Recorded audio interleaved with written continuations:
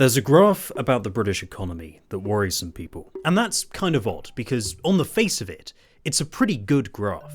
It's a graph comparing debt to GDP among G7 countries, and Britain has the second lowest. That sounds like good news for the government, whose commitment to lowering the debt saw the Chancellor raise taxes at a time of already unprecedented unpopularity. I raised taxes on business and the wealthiest to close the £22 billion black hole in the public finances left by the party opposite. But there's a second part to that graph. That graph compares the bond yields the interest governments pay on each bond of debt of those countries, and Britain has the highest, by kind of a lot.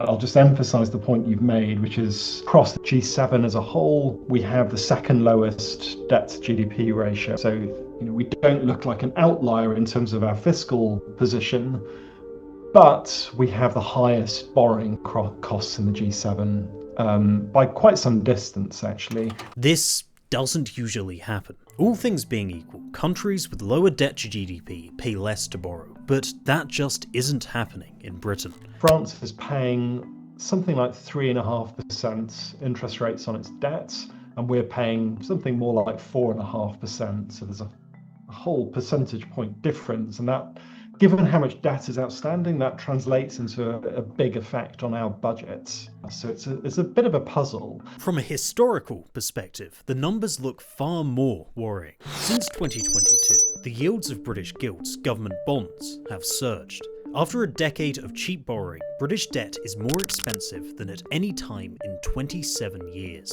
Although it doesn't get as much attention as immigration, tax rises, or the Prime Minister saying 6-7. 6-7. Yeah. The British gilt market may just be the single biggest issue driving British politics behind the scenes. Almost every problem that has hounded the Labour government over the last year and a half, from stagnant wages to high taxes to low spending, all can be traced to a single problem. People are less willing to loan the government money, and the government wants to change that. To understand why this is happening, how it's changing politics, and what we could do to get out of it, Chamber UK sat down on and off the record with economists and participants in the gilt market itself.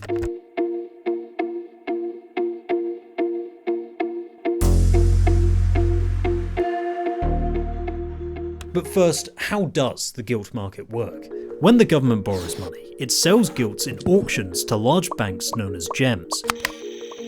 These gems sell them on to buyers who want lower risk assets, mainly pension funds and insurers, who get paid interest by the government, known as yields. But they're not the only ones. Historically, the Bank of England bought gilts too, through quantitative easing. Higher demand increased the value of gilts, making gems willing to accept lower yields. The result was pretty good for the government. Government borrowing was the lowest in the history of government borrowing. When the pandemic hit in 2020, the Bank of England bought more gilts than it ever had before, allowing the government to borrow vast amounts of money at stable yields. However, in early 2022, with inflation at its highest level since the 1980s, the Bank of England announced that it would end quantitative easing, causing gilts to creep up in early 2022. But that would only be the start. Now is the time to be bold. We cannot have business as usual economic management. All proposals would mean that we get the short-term sugar rush of unfunded borrowed tax cuts. Tories went on a borrowing spree. The UK now facing what looks increasingly like a financial crisis. I am a fighter and not a quitter.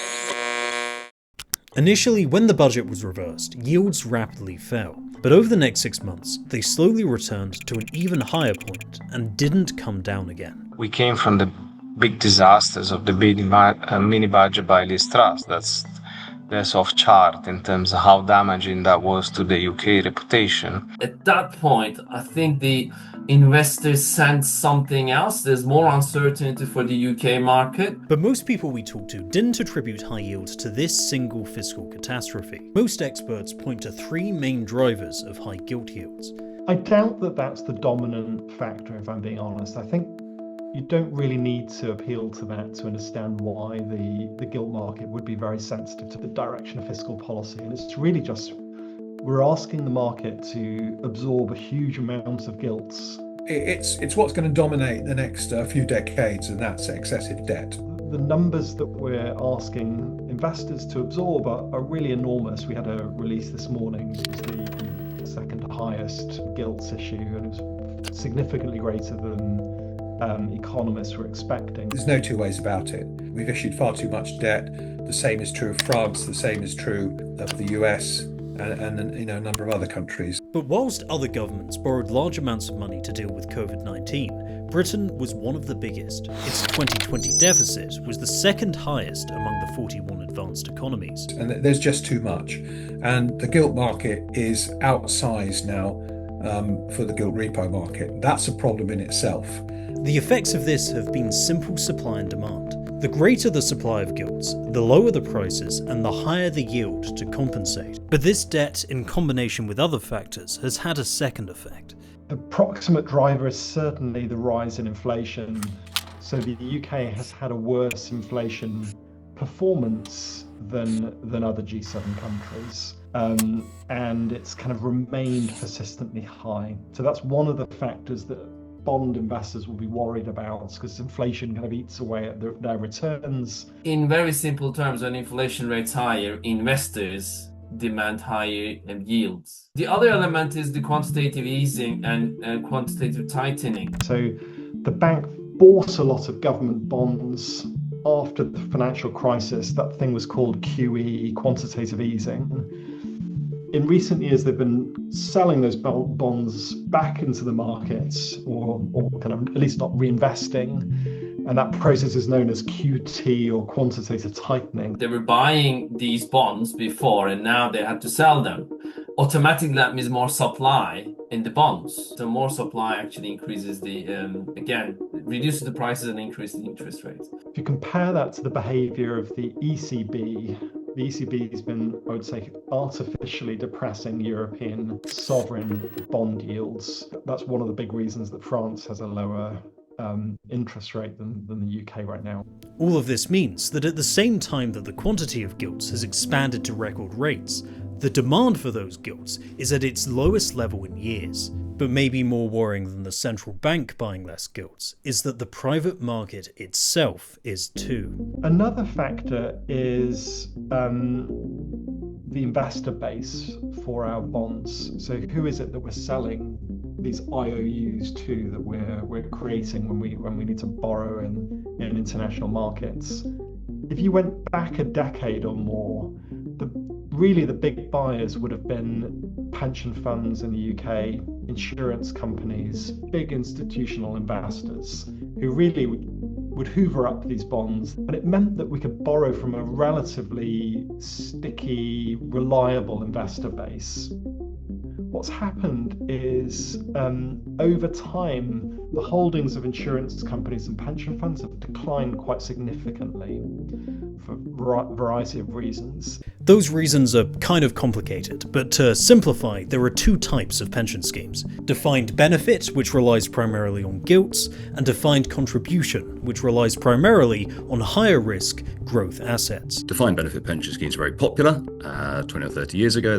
They've become less popular over the last 2 to 3 decades, and the majority of employees now, in the private sector at least, will have a defined contribution pension scheme. In addition to their general decline, high gilt yields over recent years have allowed defined benefit pension schemes to buy themselves out to insurers. An insurer has a different set of priorities. They also need to deliver growth for their investors. So an insurer may take on the liabilities and the assets of a pension scheme, which at this point may be very heavily invested in gilts, and actually look to sell a proportion of those gilts as one of the first things they do when they take on those assets, in order to put them back into growth assets. And now the marginal buyers are more likely to be big international bond funds, the PIMCOs and the BlackRocks of this world, and also US hedge funds. And these buyers are probably going to be more price sensitive. These trends have resulted in the collapse of pension schemes as a reliable investor base for gilts. In 2004, pension schemes held 65% of gilts. In 2024, they held 24%. I would say at the margin, we're now having to sell our bonds to investors who are much more eagle-eyed about our fiscal position than would be the case for European countries. This is the situation that a large section of government policy has been designed to fix. And that leaves a simple question. How good a job has the government done in restoring confidence to the debt market? Well, the consensus both on and off the record appears to be not very good. And they are not being extremely effective. Before the budget, the government's biggest attempt to show strength to the gilt market was last summer. The government has revealed a raft of changes to benefits in a bid to save £5 billion by the year 2030. Public spending amounts to £1.27 trillion. Now, the biggest single component is welfare. But these proposed cuts would have only saved £5 billion annually, or 0.316% of government spending. Or at least it would save that money in 2029, right at the end of Labour's first term. So why? From a purely fiscal perspective, this doesn't seem to make much sense. Why would the government make cuts which wouldn't save much money, but at the same time was so unpopular? Well, it was because it was unpopular. The Labour Party has historically suffered in the gilt market from a reputation of overspending. The new Labour government of Tony Blair tried to solve this by running 4 consecutive budget surpluses between 1997 and 2001. But with contemporary surpluses looking nearly impossible, Starmer has had to prove his strength to the gilt market another way. The government has tried to show that it will take steps to restore Britain's fiscal position, no matter the political consequences. In other words, from a financial position, the government is incentivised to carry out the most unpopular cuts it can get away with politically. But there are pretty good reasons why these cuts are so unpopular. What we're seeing is incredibly troubling. So I think the main trend we've seen is poverty is deepening. So it's not just about more people in poverty, it's about the severity of hardship that we're seeing. Particularly looking at poverty amongst children, that has risen a lot recently.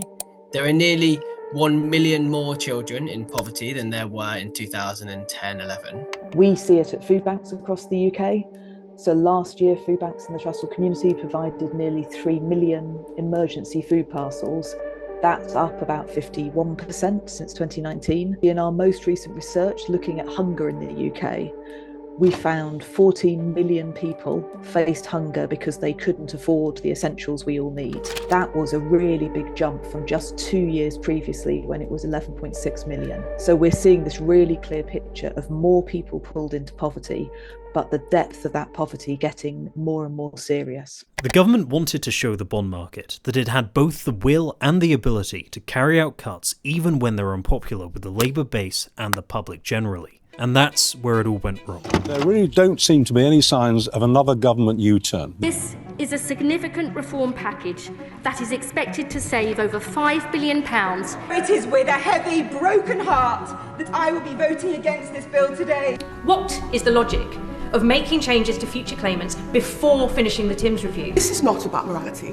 This is about the Treasury's wish to balance the country's books on the back of the most vulnerable and poor people. We have listened carefully, and we are making positive changes as a result. The government has formally rowed back on planned cuts to some benefits. When cuts were watered down by half by rebel Labour MPs, the message to markets was clear. The government had the will to pass cuts, but it didn't have the ability. A similar U-turn on winter fuel payments has not helped that idea. But then last week, when the Chancellor announced the budget, she appeared to try something new. The removal of the 2-child limit in full from April. We've just heard from her can be summed up in one sentence. Labour are hiking taxes to pay for welfare. Before the budget, a lot of the people we talked to expressed scepticism of tax rises alone restoring confidence to the gilt market. This entire idea that you can plug the fiscal holes by increasing taxes, in particular by increasing tax rates on the same existing taxes, for example, the capital gain tax, is profoundly misplaced. We also heard scepticism towards the reversal of Conservative-era welfare cuts in restoring confidence. But some of the people we talked to didn't think that. In fact, they argued that social spending done the right way could help Britain's fiscal situation. There may be another solution here, which is sort of like invest to save and invest to raise debt like a lot now for it to pay off in the future. It's the conflation of the bond markets with the fiscal rules. So like at the moment, this like 30 billion black hole, whatever they're calling it in the news, how much money we need to raise, is sort of treated as like, if we don't do that, the bond markets will freak out. And I think that's just that just needs to go, right? We also see people becoming incredibly isolated. They can't afford to put data on their phone, which means they can't keep in touch with people. Also means they can't find a job or update their universal credit record. The government, when they announced previous cuts, talked about trying to bring more people into work. But we found that the level of benefits that people are able to receive, that can push people further away from the labour market. The personal independence payments are there to be able to enable people with disabilities to engage in daily life, to bring them closer to the workforce. So cuts to those independence payments, cuts to disability benefits, are likely to increase levels of poverty amongst the disabled population. And right now, we have 7 million low-income households not able to afford the basic essentials of food, energy, and basic toiletries. Those people cannot be in a position where they're able to be their most productive. They're not going to be able to find the jobs that they need or to get into the best paid job. So focusing on improving the living standards of those low-income households can improve their productivity and grow the economy, and actually improve fiscal sustainability by focusing on that growth angle. After weeks of uncertainty, last week's budget finally stabilised markets, but gilt prices still remain high. If the government believes that a high tax approach is the best way of improving Britain's fiscal situation, it will have to empirically demonstrate that to a market somewhat sceptical of that approach.